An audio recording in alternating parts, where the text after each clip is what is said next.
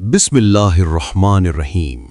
तारीख जब अपना रुख मोड़ती है तो वो लम्हे आम नहीं होते। पिछली किस्त में हमने देखा कि किस तरह सलीबी कज़्ज़ाक़ों ने धोखे से उस तिजारती बेड़े पर हमला किया और बारबरोसा भाइयों के सबसे छोटे भाई इलियास को शहीद कर दिया। उरूज पाशा, वो शेर जो समंदरों को चीरने का हौसला रखता था, आज रूट्स के बदनामे ज़माना नाइट्स ऑफ सेंट जॉन की कैद में था। न तख्त व ताज में है, न लश्कर सिपाह में है, जो बात मर्द कलंदर की बारगाह में है। तारीखी हक़ाइक़ बताते हैं कि रोड्स का किला 15वीं सदी में ईसाई ताकत का वो नाकाबिल तस्खीर मोर्चा था जहां से पूरे बहीरे रम की नाकाबंदी की जाती थी। यहां कैद होना मौत से बदतर था, लेकिन उरूज के हौसले इन संगलाख दीवारों से ज्यादा बुलंद थे। मुस्तनद तारीखी किताब अल-एलाम के मुताबिक उरूज को उनके गैर मामूली होब की वजह से भारी जंजीरों में जकड़कर बहरी जहाज के निचले हिस्से में मशक्कत पर लगाया जाता था, लेकिन उनके लबों पर हमेशा एक ही दुआ थी, ए अल्लाह, मुझे वो कुव्वत दे कि मैं तेरे दीन और तेरे बंदों के लिए समंदरों का सीना चाक कर सकूं। दूसरी तरफ खिज़र, जिसका जिक्र तारीख में खैरुद्दीन के नाम से मिलता है, उसके दिल पर भाई की जुदाई और इलियास की शहादत का जख्म गहरा था। वो तलमिला रहा था। उसने तिजारत के तमाम असासे फरोख्त किए और एक यूनानी जासूस के जरिए रोड्स के जिंदान तक रसाई हासिल की।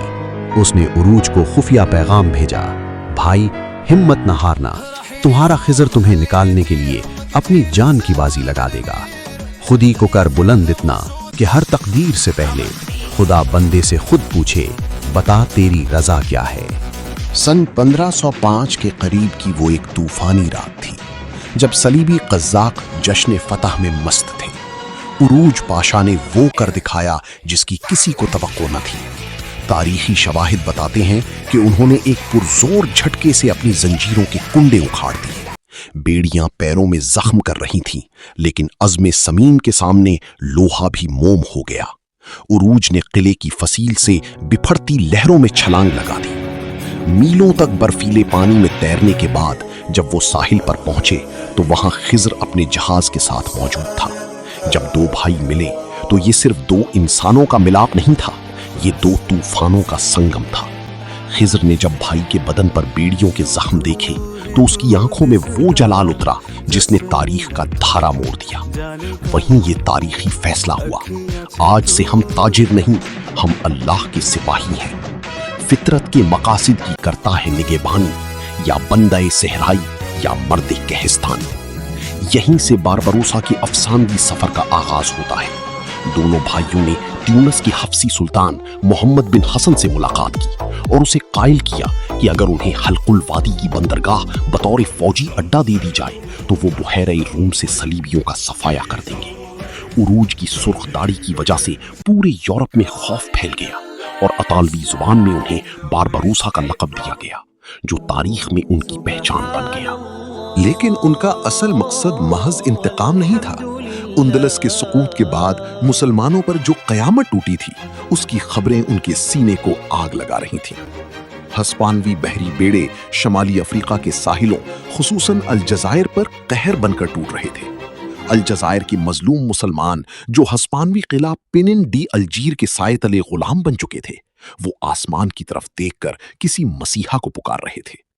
खिज़र ने उरूज की आंखों में देखकर कहा, भाई, रोड्स की कैद से तुम्हारा फरार होना महज एक इत्तफाक नहीं था, ये कुदरत का इशारा था कि हम इन मजलूमों की पुकार पर लब्बैक कहें। अब उनके जहाजों के बादबान खुल चुके थे और रुख था अलजज़ायर। वहां वो किला था जिसे फतह करना उस दौर में नामुमकिन समझा जाता था, किला पिनिन। क्या ये दो भाई अपनी मुट्ठी भर जमात के साथ हस्पानवी सल्तनत के गुरूर को तोड़ पाएंगे? क्या अलजज़ायर की मट्टी इनका साथ देगी? तैयार हो जाइए, क्योंकि अगली किस्त में आप देखेंगे कि किस तरह समंदर का सीना चाक हुआ और पहली बार दुनिया ने बारबरोसा भाइयों का वो जलाल देखा जिसने अलजज़ायर की तकदीर बदल कर रख दी। फिजाए बद्र पैदा कर, फरिश्ते तेरी नुसरत को उतर सकते हैं गिरदों से, कतार अंदर कतार अब भी।